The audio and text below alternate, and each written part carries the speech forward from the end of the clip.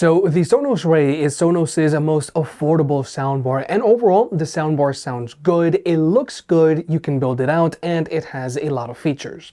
But it is a little confusing. Nonetheless, if you're looking for a small and affordable soundbar for your bedroom or very small living room, let's see what the Sonos Ray is all about. So first off, the Sonos Ray is a fully self-contained system, as in it doesn't come included with an external subwoofer because it produces its own bass. Now, obviously, having an external subwoofer is always better because this way you're going to have a lot more bass and you're going to get a much more movie theater-like experience. However, everyone might not have the room for an external subwoofer, or maybe you live in an apartment with thin walls and you don't want to be that neighbor. So in this video, we're going to be testing the Sonos Ray without an external subwoofer. However, with the Sonos Ray, you can always build it out by either adding an external subwoofer or you can add rear satellite speakers. However, given the Ray's connectivity setup, I would recommend that if you're planning on building out your Sonos soundbar, you should at least go with the Sonos Beam Gen 2. But regardless, in this video, we're going to be testing the Sonos Ray by itself, and we're going to be comparing it to the built-in speakers found on the Sony Bravia 3. Because I feel that if you're looking for an entry-level soundbar like the Sonos Ray, then you might have an entry-level TV like the Sony Bravia 3. Nonetheless, if you're going to pick any of these products up, there'll be a link down below, or you can always press on the YouTube shopping button, and you can also pick up some merch as well. So first, there's the design of the soundbar. The Sonos Ray is actually pretty small. It has a length of 22 inches, a height of 2 3/4 inches, and a depth of 3.5 inches. And I personally really like the wedge design of this soundbar. But more importantly, the Ray has a mostly plastic body, which does a good job of not causing any reflections, and you can deactivate the indicator light on this soundbar through its app. And just like with Sonos's other soundbars, the Ray does have a touch-sensitive control panel up top, which you can also deactivate from the app. So the Sonos Ray does a great job of simply disappearing when you're gonna watch a movie, and the Sonos Ray is a great soundbar to consider if you're planning on wall mounting it, because it's very lightweight, weighing in at just 4.2 pounds. The only drawback is its wall mounting kit is sold separately, which I do feel is ridiculous because most other soundbars out there come included with a wall mounting kit. But then there are the ports on the soundbar, which is my main issue. Now, the Ray plugs in via an AC port, which means that there's no external power break that you have to worry about, which is great, especially if you're planning on wall mounting this soundbar. But the Ray only connects to your TV via an optical port, which means a few things. First off, the optical connection between your Ray and your TV is going to work fine, and your audio is going to sound good. But you're not going to be able to take advantage of higher quality audio formats like Dolby Atmos and or DTS:X, because those require an HDMI connection. So I feel that if you can't take advantage of those higher quality audio formats with the Sonos Ray, then you shouldn't build it out by adding an external subwoofer and or adding rear satellite speakers. This is why I recommend that you at the very least spring for the Sonos Beam Gen 2. But also, since the Sonos Ray only connects to your TV via an optical port, then you do have to go through an additional setup process so that your TV's remote can adjust the volume on the Ray. And if you have a multiple remote for different streaming boxes, then this can mean a less sleek experience. Whereas with an HDMI connection, you don't have to go through this additional setup process. But what's even more weird is that Sonos actually went ahead and added an Ethernet port to this soundbar. Personally, I would have preferred if Sonos added an eARC port to the Sonos Ray instead of this Ethernet port. But what's very surprising is that this very entry-level soundbar still has Wi-Fi, which means if you're connected to the same Wi-Fi network as the soundbar, then you can always stream music to it with AirPlay, or you can always get all of your AirPlay speakers in soundbars around the house and get them to play in sync. But in dumb Sonos fashion, the Ray does not have Bluetooth, which I feel is stubborn because sometimes you need a Bluetooth connection because maybe you're in an area of the house with weak Wi-Fi, or sometimes you just want to share your soundbar with a guest, but you don't want to share your Wi-Fi password, so that's where Bluetooth would come in. But the good thing about the Sonos Ray is that it does work with Sonos' app, and from here you can do a few things like go through the audio calibration process. You can also adjust the sound of this soundbar, and you can also control the volume of this soundbar straight from the app. Now, like I mentioned in the past, I think Sonos' app for their soundbars are very busy and cluttered. I want to be able to quickly and easily adjust the bass and the dialogue on my soundbar because all of this content just has different mixing now. But the important thing is the Ray has an app, period, because a lot of other entry-level soundbars like these don't connect to an app. So your sound customization options are going to be a lot more limited, or worse, you're going to have to get your soundbar's dedicated remote control. But wait, if you want to further support the channel, then check out our affiliate partner, Babbel. I actually speak 3 different languages, English, Spanish, and Portuguese. And being able to speak multiple languages is great for cognitive health. It's going to make you a lot more interesting, and you're going to get so many discounts from the locals if you can competently speak the language. And with Babbel and their language experts and their new AI conversation partner, you're going to be able to learn a new language, and they're going to help you with your pronunciation. So in Spanish, that means learning how to roll your R's. It's not that hard. And in Portuguese, they're going to help you get those inflections right, because mas and mais are 2 completely different words, and so are pão and pau. So to start your language learning journey, then check out Babbel in the link down below and save up to 67% on your purchase. Y sí, para mis suscriptores en español, vamos a volver a tratar de lanzar el canal en español, solamente un poquito de tiempo, y tal vez a gente lanza un canal en portugués también. Ainda no sé. But for right now, let's go ahead and jump back into the video. But with all that out of the way, let's talk about sound. Regarding speaker setup, the Sonos Ray is pretty impressive for its size and price. The Ray has dual front-referring tweeters, dual front-referring woofers, and dual bass chambers with exhaust ports that shoot out the front. But now we're going to go ahead and jump into the sound test. Now we're going to be using the Sonos Ray while at 70% volume. The bass is set to 8, the treble is set to 3, loudness is turned on, and speech enhancement is turned on as well. And we're going to be comparing the Sonos Ray to the built-in speakers found on the Sony Bravia 3, but those are going to be playing at max volume. Good morning.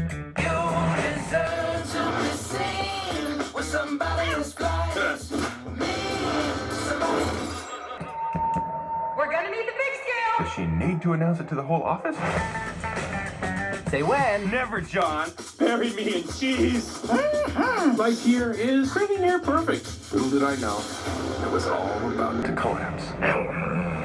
Odie, I'm dreaming again. Slap me across the face. I think this is a case of mistaken identity. You must be looking for another gorgeous, lovable kitty cat. Big bag hunter with the... She got a big man. Drop it, drop it. Come on, Junior. You. Huh? This is Vic, my father. Welcome back, Victor. Listen, I need your help. Get them! I haven't seen you for years, and when I do, you're on the run from a deranged cat. We need to toughen you up. Hey, I know tough, Vic. You've obviously never been in an Olive Garden that's run out of breadsticks. Follow my lead. Oh, cheddar. Probably one of my top 26 favorite cheeses.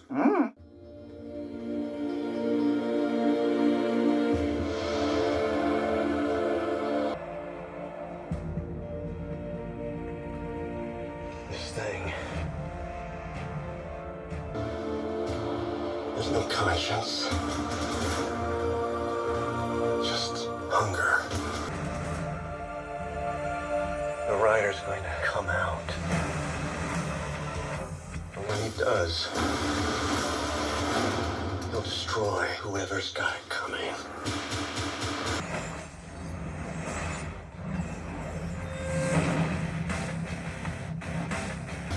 He'll take on a new form. One more powerful than he's ever known.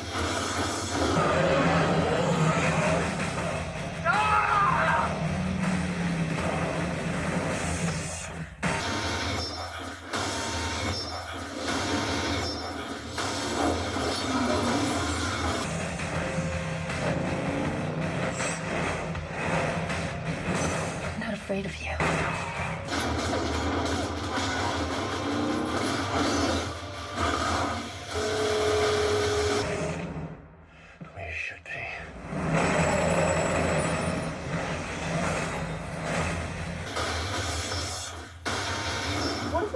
while you're on fire. Oh, it's awesome.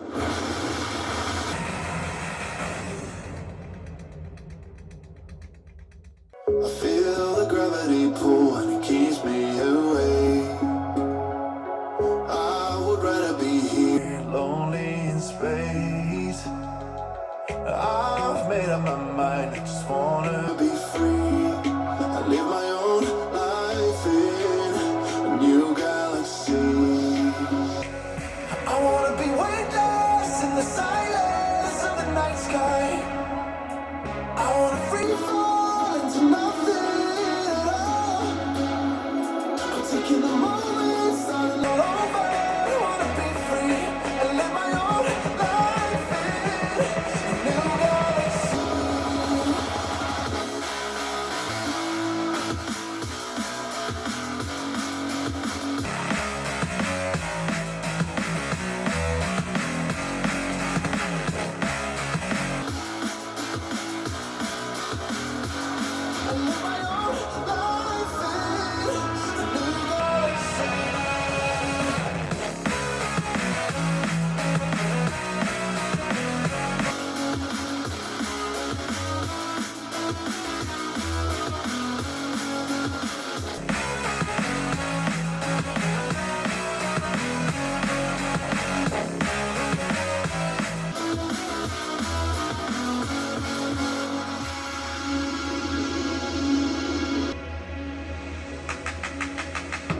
Feel the memories fade, seizing my mind. I can finally breathe when I'm closing my eyes. Never realized what light years could do, but now I know I'm better off without you. I wanna be weightless in the silence of the night sky. I wanna free fall into nothing at all. I'm taking the moment, starting all over. I wanna be free and live my own life in a new galaxy.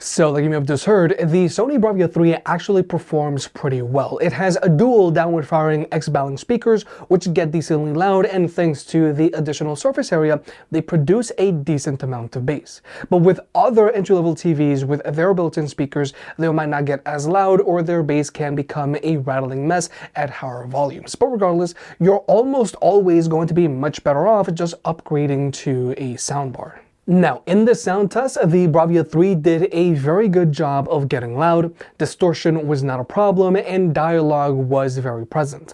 But with the Sonos Ray, it managed to sound a lot more open and balanced, and the bass on the soundbar was a lot deeper. However, with the Sonos Ray, you are going to hear the bass, but don't expect it to rattle the walls or the floor in your house. And when it comes to the max volume performance of this soundbar, the Sonos Ray is going to get plenty loud to fill your bedroom or small living room. But just like with the Sonos Beam Gen 2, the Ray is a little quieter than its direct competitors. So with all that being said, the Sonos Ray is a competent soundbar to consider if you're looking for something small and affordable for your bedroom or very small living room. It gets decently loud for a bedroom or small living room, it sounds very balanced, and it gives you a decent amount of bass, all while being very small. It also gives you big features that you wouldn't find on other soundbars in this price range, like AirPlay 2 support, and you can also control it with Sonos' app. Now, I'm not the biggest fan of Sonos' app, but this app app is going to allow you to more easily tune the soundbar for the content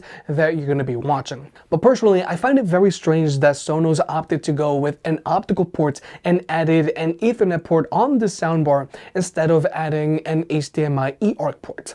And since the soundbar does not have an HDMI port, meaning that it's not going to be able to take advantage of higher quality audio formats, for that reason, I do not recommend that you build out this soundbar by adding an external subwoofer or rear satellite speakers. If you made it this far, I guess you enjoyed the video, so hit the like button and get subscribed. If you want to pick any of the products up, they'll be linked down below. And if you want to further support the channel, check out the merch. I made some shirts and hoodies that look and feel great. And you know I can be very particular, so I'll only slap my name on something if I'm really proud of it.